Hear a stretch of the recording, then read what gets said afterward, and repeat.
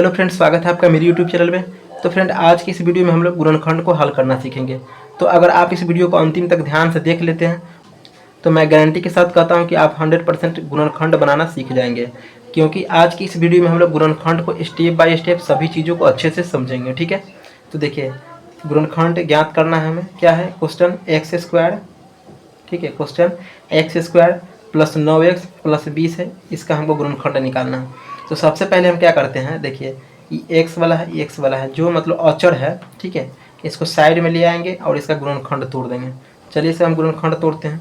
तो गुणनखंड कैसे तोड़ते हैं? इस तरीके से तोड़ते हैं। 20 है तो 2 बार टूटेगा, 10, फिर 2 से लाएगा 5। ठीक है, देखिए 2 दूना 4 गुना 5, मतलब ये कि आपको दो मान इस गुणनखंड, जैसे कि हम 20 का तोड़े हैं 2 गुना 2, इस तरीके से, मतलब कि इसमें से कोई दो मान इस तरीके से सेट करना है कि जिसको जोड़ने पर इसके बराबर आना चाहिए और गुना करने पर इसके बराबर आना चाहिए। ठीक है, तो देखिए, तो इसमें आप 4 का गुना 5 से करेंगे, 2 दूना 4 गुना 5, मतलब 4 गुना 5 करेंगे तो कितना आ रहा है? 20 आ रहा है। गुना करने पर इसके बराबर, और 4 और 5 को जोड़ेंगे तो कितना आ रहा है? इतना आ रहा है।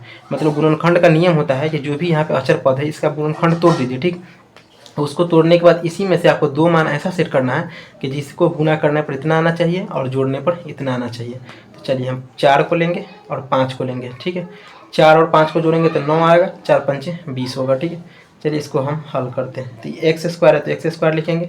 ठीक है, प्लस 5x लिखेंगे। ठीक है, प्लस 4x लिखेंगे और प्लस 20 है तो 20 लिखेंगे। ठीक है, देखिए 4x 5x और 4x को जोड़ेंगे तो 9x हो गया, और 4 और 5 में गुना करेंगे तो 20 हो गया। ठीक है, अब हम क्या करेंगे, इसको दो पार्ट में बांट लेंगे। ठीक है, आपको समझने के लिए हम दो पार्ट में बांट देते हैं। अब हम यहाँ पर से क्या करें, कॉमन लेंगे। ठीक है, तो कॉमन हम किसको लेते हैं उसको भी आप अच्छे से समझिए। देखिए, हम कॉमन उसी को लेते हैं जो दोनों में उपलब्ध हो, मतलब कि प्लस के पहले भी और प्लस के बाद भी। तो देखिए, इसमें 5 है। ठीक है, लेकिन 5 का कोई और गुणनखंड इसमें नहीं है, लेकिन x का गुणनखंड इसमें भी है, x का गुणनखंड इसमें भी है। तो हम x क्या करेंगे, कॉमन लेंगे। ठीक है, तो एक्स स्क्वायर है, मतलब एक्स स्क्वायर है, तो देखिए एक्स स्क्वायर है तो एक्स स्क्वायर का मतलब क्या होता है? एक्स गुना एक्स होता है। ठीक है, एक्स स्क्वायर का मतलब एक्स गुना एक्स। तो देखिए एक्स स्क्वायर है तो एगो एक्स बाहर चला गया तो एगो एक्स अंदर हो जाएगा। अब प्लस है तो प्लस। ठीक है, ई एक्स से ई एक्स कट गया, अंदर क्या बचा? 5। ठीक है, बंद कर देंगे। अब देखिए ये प्लस का 4 हो गया। देखिए, ठीक है, ये प्लस है तो प्लस। ठीक, अब हमको देखना है कि इसमें से क्या कॉमन है। देखिए x का कटने वाला, मतलब x का उभयनिष्ठ गुणनखंड कहिए या x का कटने वाला कहिए। x का कटने वाला इसमें है लेकिन इसमें नहीं है, तो हम x कॉमन ले लेंगे। ठीक है, सॉरी x नहीं कॉमन लेंगे, क्योंकि दोनों में कटने वाला रहेगा तभी तो हम x कॉमन लेंगे। हम क्या करेंगे, 4 कॉमन लेंगे, क्योंकि 4 से विभाजित होने वाला इसमें भी है। ठीक है, 4 से विभाजित होने वाला इसमें है, तो हम 4 कॉमन ले लिए। तो देखिए 4x था तो 4 तो बाहर चला गया, अंदर सिर्फ क्या बचेगा? x बच जाएगा। ठीक है, ये प्लस है तो प्लस। अब ये देखिए 4 से कितना बार में कटता है? 4 से कितना बार में कटता है? 5 बार में। 4 पंचे 20, 5 बार में। ठीक है, तो 5 लिख दिए। ये हो गया, यहाँ तक आप समझ गए। और फिर क्या करना है, ई दो का बदला एगो लिख लेना है, x प्लस 5 हो गया। ठीक है, ये हो गया। अब क्या करना है, ये x, ये प्लस 4 है, एगो यहाँ लिख लेंगे x प्लस 4। ठीक है, तो ये आपका फाइनली गुणनखंड सॉल्व हो गया। ठीक है, तो अब इसी तरीके से किसी भी गुणनखंड को आप अच्छे से सॉल्व कर देंगे।